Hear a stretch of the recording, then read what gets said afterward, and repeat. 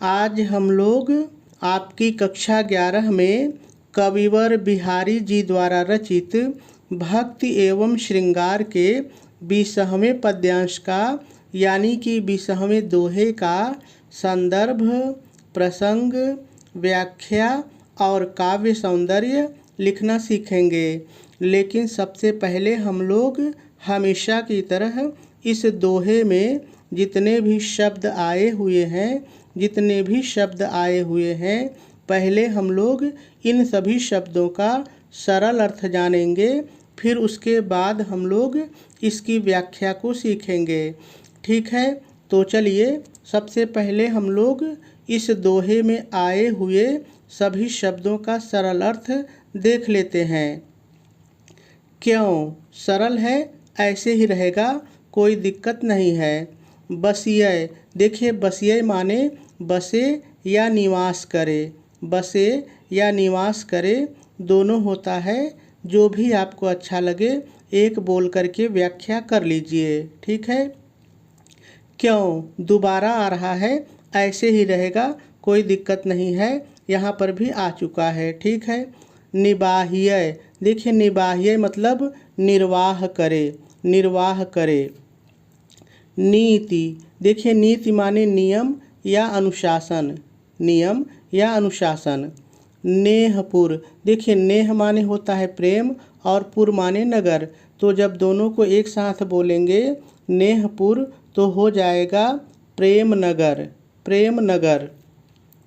नाही, देखिए नाही माने नहीं, तो हम लोग बोल सकते हैं नहीं है। ठीक है, नहीं है। लागा लगी, देखिए लागा लगी माने देखा देखी, देखा देखी। लोइन, देखिए लोइन माने नेत्र या आँखें होता है, तो हम लोग लोगों के नेत्र या लोगों की आँखें भी कह सकते हैं, कोई दिक्कत नहीं है। करें सरल है। नाहक, नाहक माने व्यर्थ में, नाहक माने व्यर्थ में। मन सरल है, कोई दिक्कत नहीं है। बंधी जाहि, तो देखिए बंध जाहि माने बंध जाता है, बंध जाता है। तो सभी शब्दों का सरल अर्थ हो गया। अब हम लोगों को इस दोहे की व्याख्या सीखनी है। तो देखिए इसकी व्याख्या को सीखने से पहले हम लोग थोड़ा सा इसका संदर्भ और प्रसंग लिख लेते हैं, फिर उसके बाद हम लोग इसकी व्याख्या को सीखेंगे। ठीक है, तो चलिए सबसे पहले हम लोग इसका संदर्भ लिख लेते हैं। आप संदर्भ हेडिंग डालेंगे, डैश डालेंगे और डैश डाल करके लिखेंगे प्रस्तुत दोहा हमारी पाठ्य पुस्तक हिंदी। यदि आप कला वर्ग के विद्यार्थी हैं तो लिखेंगे हिंदी, लेकिन यदि आप विज्ञान वर्ग के विद्यार्थी हैं तब आप हिंदी नहीं लिखेंगे, तब आप लिखेंगे सामान्य हिंदी के काव्य खंड में संकलित भक्ति एवं श्रृंगार शीर्षक से उद्धृत है। इसके रचयिता कविवर बिहारी जी हैं। पूर्ण विराम लगा देंगे और आपका संदर्भ पूरा हो जाएगा। चलिए अब हम लोग इसका प्रसंग लिख लेते हैं।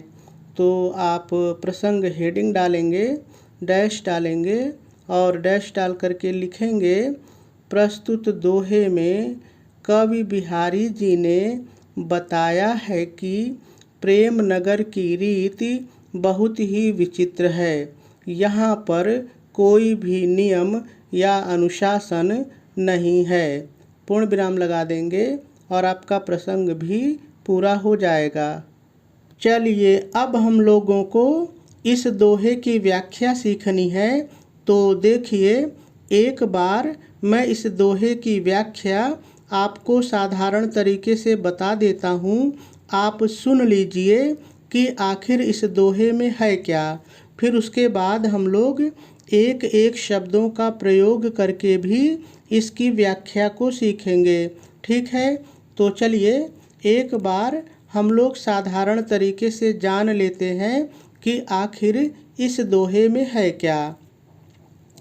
तो देखिए इस दोहे में है क्या कि जो कवि बिहारी जी हैं वो कहते हैं कि जो प्रेम नगर है यानी जहाँ पर लोग एक दूसरे से प्रेम करते हैं, तो जो प्रेम नगर है कहते हैं वहाँ पर कोई भी नियम और अनुशासन नहीं है। वहाँ की रीति यानी प्रेम नगर की रीति बहुत ही विचित्र है। वहाँ पर अपराध कोई करता है और सज़ा किसी और को मिलती है। यानी अपराध तो आंखें करती हैं, देखा देखी एक दूसरे को आंखें करती हैं, लेकिन जो सज़ा है वो मन को मिलती है। तो बिहारी जी कहते हैं कि फिर ऐसी जगह पर क्यों रहा जाए, क्यों वहाँ पर बसा जाए जब वहाँ पर कोई नियम और अनुशासन है ही नहीं। देखिए यही इस दोहे की व्याख्या है। तो चलिए अब हम लोग एक एक शब्दों के माध्यम से इसकी व्याख्या को सीखते हैं और कैसे लिखेंगे ये भी जानते हैं। तो देखिए सबसे पहले आप व्याख्या हेडिंग डालेंगे, डैश डालेंगे और डैश डाल करके पहले थोड़ा सा लिख लेंगे। क्या लिखेंगे ध्यान से सुनिए। प्रस्तुत दोहे में कवि बिहारी जी कहते हैं कि, अब आ जाइए दोहे पर। कहते हैं कि प्रेम के नगर में, नेहपुर, प्रेम के नगर में कोई भी नियम या अनुशासन, नीति, नियम या अनुशासन, प्रेम के नगर में कोई भी नियम या अनुशासन नहीं है, नहीं है। फिर यहाँ पर कोई, इतना भाव के अनुसार अपने से लिख लीजिए।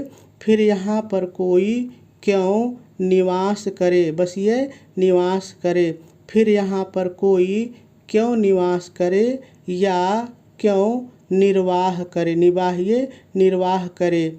फिर यहाँ पर कोई क्यों निवास करे या क्यों निर्वाह करे। यहाँ पर तो, फिर भाव के अनुसार इतना जोड़िए। यहाँ पर तो देखा देखी, लागा लगी देखा देखी। यहाँ पर तो देखा देखी लोगों की आँखें, लोइन, लोगों की आँखें करें करती हैं।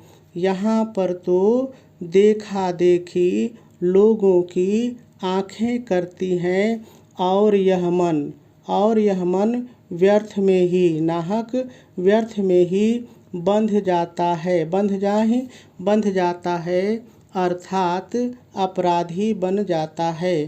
पूर्ण विराम लगा देंगे और आपकी व्याख्या पूरी हो जाएगी। चलिए इसी व्याख्या को एक बार फिर से सीख लेते हैं। यदि आपको कहीं नहीं समझ में आया होगा तो समझ में आ जाएगा।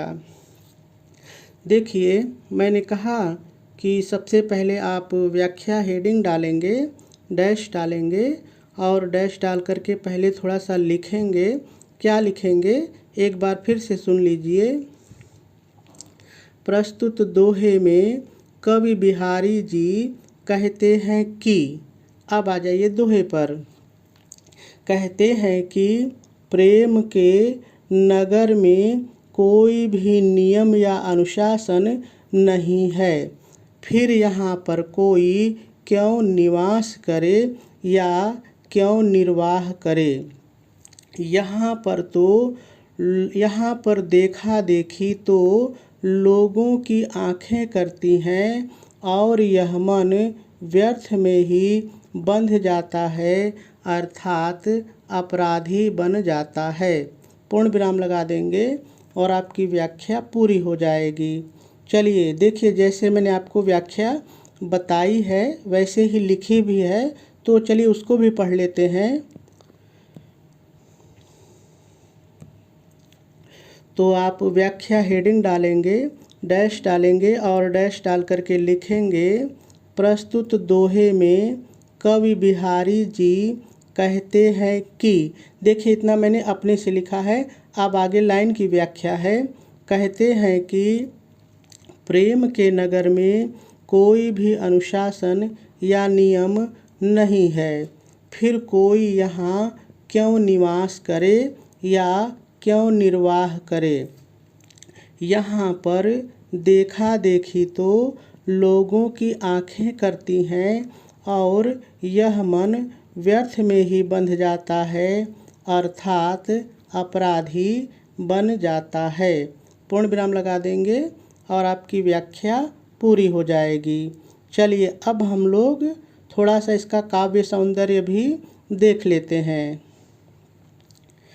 यदि हम लोग इस दोहे में रस की बात करें तो श्रृंगार रस है। छंद देखा जाए तो दोहा छंद है।